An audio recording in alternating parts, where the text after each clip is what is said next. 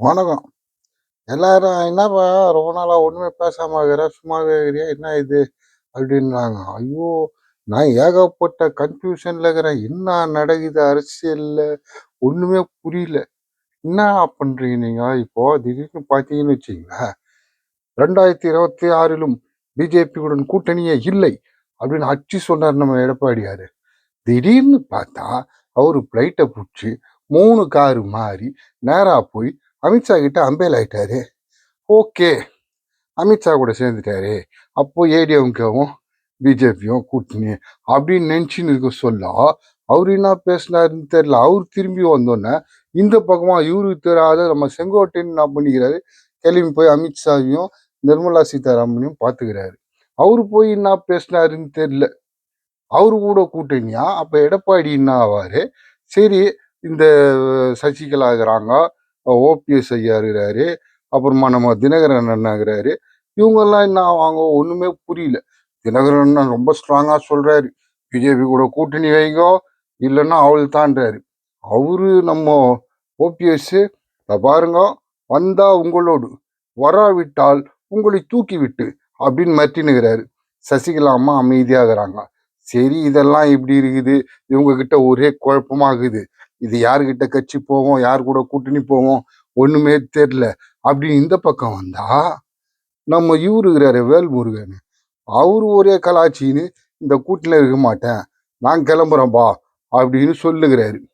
அவரு அப்படி கிளம்பிட்டாருன்னு வச்சுங்களேன், ஆஹா, இவங்களுக்கு நம்ம ஆளுல ஒருத்தர் வெளில போயிட்டாரு, நம்ம ஆளுங்க சப்போர்ட் வேணும், அதனால நைஸா நம்ம போலாமா அப்படின்னு அன்புமணி அண்ணன் நினைக்கிறாரு.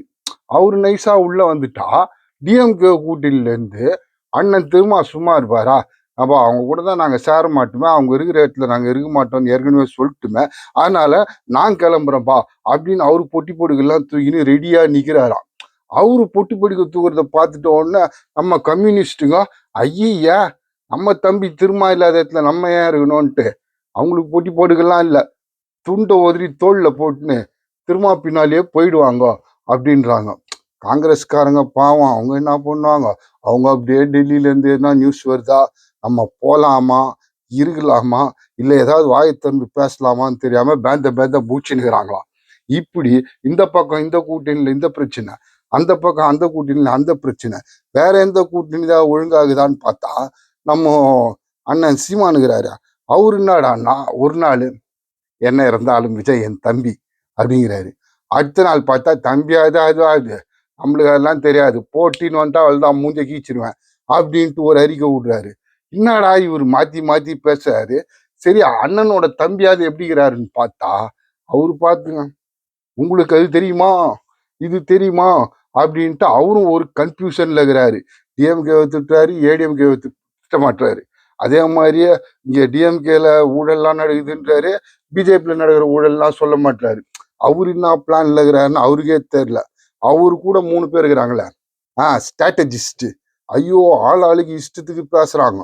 அதனால அவரும் கன்ஃபியூஸ் ஆகி நம்ம கூட்டணி வச்சாலும் ஏடிஎம்கே நம்மள சேர்த்துக்காது போல இருக்குது, நம்ம பாட்டு தனியா தான் நிக்கணும், அதனால நாங்க தான் ஆட்சி, திமுக எதிர்கட்சி அப்படின்னு அவரே எழுதி அவரே சிஎம் கனவுல ஒரு மெந்துனுகிறாரு. இப்படி இந்த கூட்டணிலாம் இருக்கும்போது ஒரே ஒரு ஆள் மட்டும் தெளிவாகிறார், ஜி.கே. வாசன். வீட்டுக்குள்ளே இருக்கிறாரு. பிஜேபில இருந்து என்ன சொன்னா வந்து ஒரு ப்ரெஸ் மீட் வச்சு, ஆமாங்க, அவங்க சொல்றாங்க கரெக்ட், என்ன சொல்றாங்க, அதான் அவங்க சொல்லிட்டாங்கல்ல, சரி நீங்க என்ன சொல்றீங்க, அவங்க சொல்றதா நான் சொல்றேன் அப்படின்ட்டு அவர் சொல்லுகிறாரு. இப்படி ஒரே குழப்பமும் கூச்சலும் சத்தமும் இதுவுமா இருக்க சொல்ல, நம்ம யாருக்கு சப்போர்ட் பண்றது, யாரை எதுக்குறது, தமிழ்நாட்டை யார் காப்பாற்றுவா, ஒண்ணுமே புரியல. அதனால தான் நான் எந்த வீடியோவும் போடாம அமைதியா இருக்கிறேன். ஏன்னா நம்ம எல்லாம் அரசியல் தெரியாத பாமரன் இல்லையா? அதனால இந்த கூட்டணி எல்லாம் முதல்ல முடிவாகட்டும். யாரு யாரை எதிர்க்கிறாங்க, யாரு யார வந்து திட்டுறாங்க, இதெல்லாம் கேட்டுக்கின்னு அப்புறமா பேசலாம்னு கப் சிப்புன்னு ஆயிட்டேன்.